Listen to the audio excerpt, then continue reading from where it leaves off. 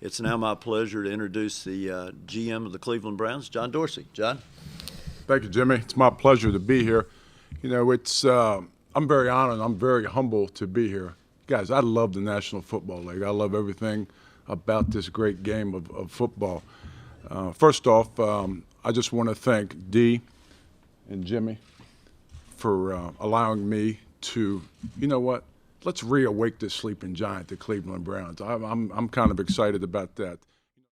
Hey everyone, welcome back. It's Cole. This is going to be my long-awaited video about how the Browns failed so hard this year and what went wrong and why it all blew up. I obviously did not expect it to turn out how it did, and there are a lot of details to discuss, so I don't want to waste any more time. This video has a lot of content, so sit back and get ready. Make sure you subscribe if you're new to the channel and follow me on Twitter for even more updates going on in the sports world. Let's get into this. So around a year ago, I made a video proclaiming how John Dorsey saved the Browns. And now a year later, that entire video has been proven wrong. I always had in the back of my mind that the Browns had a chance to not succeed this year, but I did think they had expectations that could be met. I did think that they could possibly make the playoffs, and even if they didn't, I think it would be a great learning experience for them since they could come back next year and bounce back. But there's going to be no bouncing back because they fired head coach Freddie Kitchens and general manager John Dorsey, and now this is probably the lowest point the Browns have ever been at because there was so much hope, and now it all seems to be lost for good. So what exactly went wrong is the question. Let's start from the beginning. I would touch on all this stuff in the franchise's history, but that would take forever, so let's jump to when Jimmy Haslam bought the team. The Browns back in 2012 were purchased by Jimmy Haslam, and his record as owner of the team has been 33-94-1. In 8 seasons, the Browns have fired 6 head coaches and 5 general managers. The Browns, since coming back to the NFL in 1999, have been a mess by only making the playoffs one time in 2002. But I really want to focus on December 7th of 2017 when John Dorsey was hired to become the general manager of the Browns, because this is what felt like the big turning point in the organization. They got a general manager who has been a part of the Packers organization, who are stable and in a market like Cleveland, and he was also with Andy Reid in Kansas City, and they built a contender there.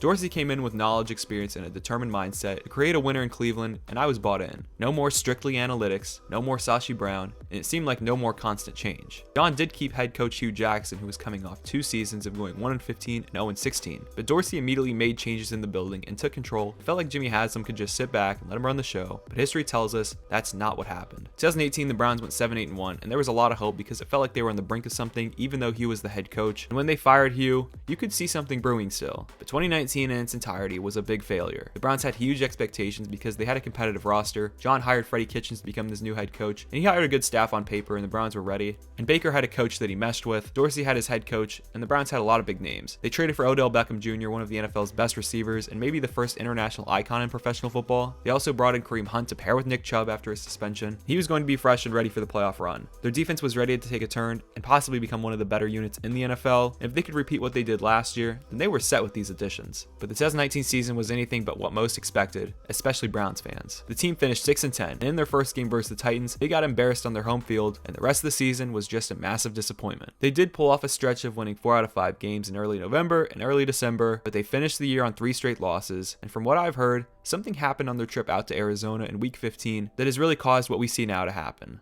And after this year, here we are with the Browns back to where they always seem to be. No direction, no general manager, and no head coach. Now everyone in the Browns should take blame for this. The Haslams should take blame for not setting the right foundation and being easily persuaded. Dorsey should take blame for bringing in guys with problems, hiring a head coach that was not at all ready, and then avoiding the blame even though most of it in reality is his problem. Kitchens should take responsibility for not being prepared, having a solid outlook with his coaching staff, and honestly, acting immature as a head coach of an NFL team. And their quarterback should really take the blame for acting like an idiot through all of this, because Baker deserves more heat than he's actually getting. A lot of stuff for him is more self-inflicted rather than being surrounded by chaos. This entire year, people within the Browns were telling people how dysfunctional it was there. Odell Beckham kept telling teams to come get him after games. Offensive coordinator Todd Monken didn't call plays because Freddie did it, and reports just came out that Monken would spend time telling people before games on the field how big of a mess the team was, and play calling on Sunday was not the same as their game plan during Wednesday through Saturday. Freddie Kitchens wore a shirt a couple weeks after their game versus Pittsburgh when Myles Garrett hit Mason Rudolph with a helmet, saying Pittsburgh started it,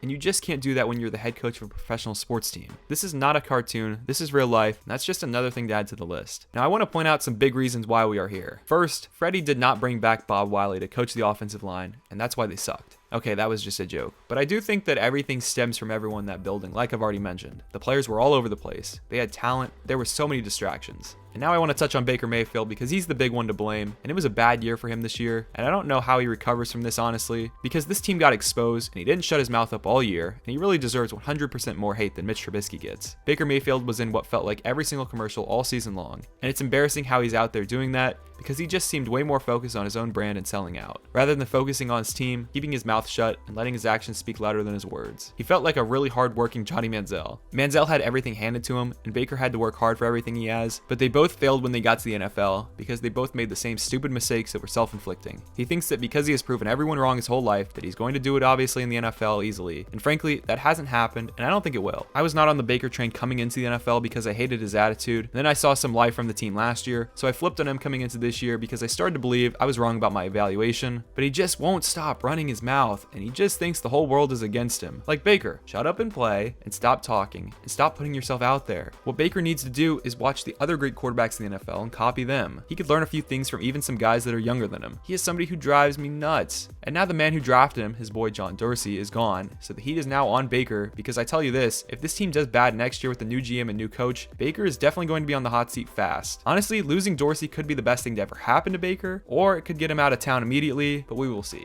Even if you get rid of all the off-the-field stuff, Baker's on-field play is not even that good. He gets balls deflected at the line constantly. He can't make throws down the field over 10 yards on a consistent basis, and his height is really a bigger issue than you would have thought. Now, Drew Brees and Russell Wilson are short, but they are high-character men who can lead their team when the talent around them is not as good, and Baker just can't do that, so his height is an issue. And then we have the other players in the locker room. You got guys hitting other players with helmets, not wanting to play for the team, and thank God Nick Chubb is there, because he keeps his head down and works hard, and there's a reason he's one of the best running backs in the NFL, and everyone on that team should take notes from him. But in reality, firing John Dorsey to me makes the most sense out of anything I said, because it all really does stem back to him. John has proven to be a control freak, to put it bluntly. I did think that's what the Browns needed, because they needed someone with a vision and a football mind, but it turns out that I was completely wrong. John brought in players with problems, paired them with a head coach that Dorsey could control, and had a quarterback Dorsey could also control. Honestly, Dorsey is Emperor Palpatine of the NFL, not Bill Belichick. Dorsey should be the most embarrassed by this year, because he's the one calling the shots, and he liked Freddie because he knew that he had control of Freddie, since he never had been a head coach before. That's why I think that he liked Hugh when he got there and gave him a shot, because he knew that he could control him. But after this past year, he made the same mistakes that he did in Kansas City. And yeah, Greg Williams shouldn't have been the head coach, but I think that his strong personality was why Dorsey didn't hire him long term, and that's why the Browns did the best with him in his time there, because he had everyone focused. So Greg Williams should get a little more credit for the team's success, and should be somewhat emulated when they hire their next coach. The reason Dorsey got fired in Kansas City was because Andy Reid was hired first. He was the one having final say in decisions, but Dorsey came in and they both reported to owner Clark Hunt. But Dorsey got fired in 2017 because he traded long-term and fan-favorite players, or he just released them and did it in unprofessional ways over like a voicemail, and his management style was bad. He lacked great communication, and the Chiefs had salary cap issues. And look what the Chiefs are now without John. They are a team that can make the playoffs, win, and have a good future, and honestly have players with better character and a better culture overall. John Dorsey didn't have organizational control for the Browns, and that's why he got fired. Yeah, he can bring in talent,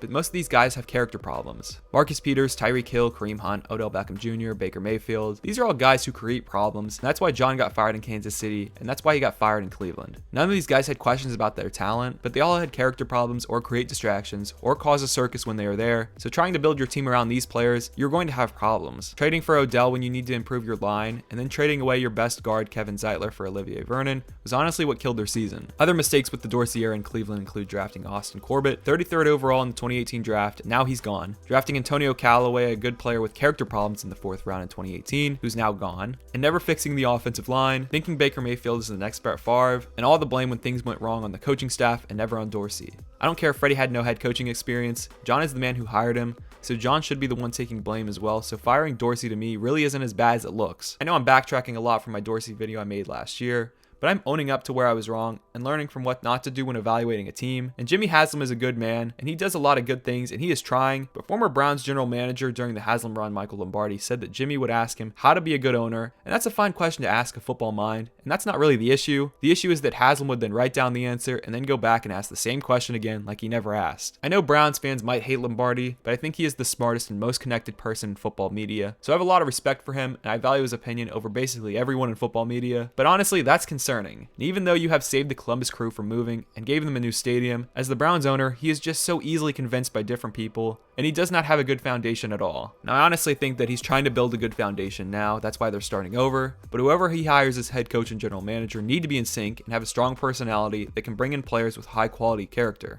That's what the strong organizations do. For example, the Colts under Chris Ballard, who was a part of the Chiefs organization while Dorsey was there, did the opposite. He wanted to establish the rules and then bring in players with high quality character and maybe miss out on some of the more talented players. So then in return down the line, he could bring in more risks because his culture was already established, and if it didn't work out, it didn't affect the brand. John Dorsey did the opposite of that, and that's why it blew up in his face, because there was no foundation that was set, and he worried about getting too many stars rather than just building a football team of players. The Ravens work because they have a solid foundation that was set many years ago, and don't even have the biggest names on their team, but they are a solid team for Lamar to play for. So now the Browns are without John Dorsey and Freddie Kitchens and are starting from scratch. So where did the Browns go from here after mentioning all of that nonsense? Well, Paul DePodesta is currently running the search for the team's next head coach instead of the Haslams, which is honestly a good thing, and it seems like DePodesta is getting more control over the Browns, even though he's been there since 2016 as the team's chief strategy officer. And I don't know how to feel, but Paul has now overseen what went wrong with Sashi Brown and John Dorsey, so he should know what not to do, and I hope he makes the right hire. It was reported that he wanted Bills head coach Sean McDermott over Hugh Jackson, and he wanted current Vikings offense coordinator Kevin Stefanski over Freddie Kitchens. So this is his time to shine,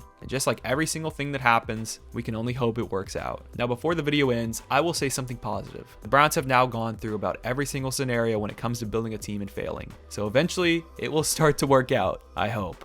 And the Browns won't be making big changes after this. So this is what they're going to be for a while, I assume, because you can't afford to keep doing stuff like this. So that is my rant about the Browns. The Haslams saw the type of person Dorsey was after this year, and your true colors show in chaos, so things must have gotten really bad this year. I don't know where this is headed, and I'm not going to give any predictions on it because I really have no clue. If you hire a solid head coach and create more standards, and try not to bring in talent first, but rather build a solid team and culture, and then try to go get talent, things will get better. So click here for a video about my Browns video from last year about John Dorsey if you need a good laugh and want to know my opinion on what I said back in the day. Click next to that for another video about my Super Bowl predictions from this year. Thank you so much for watching, everyone. I will see you on the next upload and on Twitter.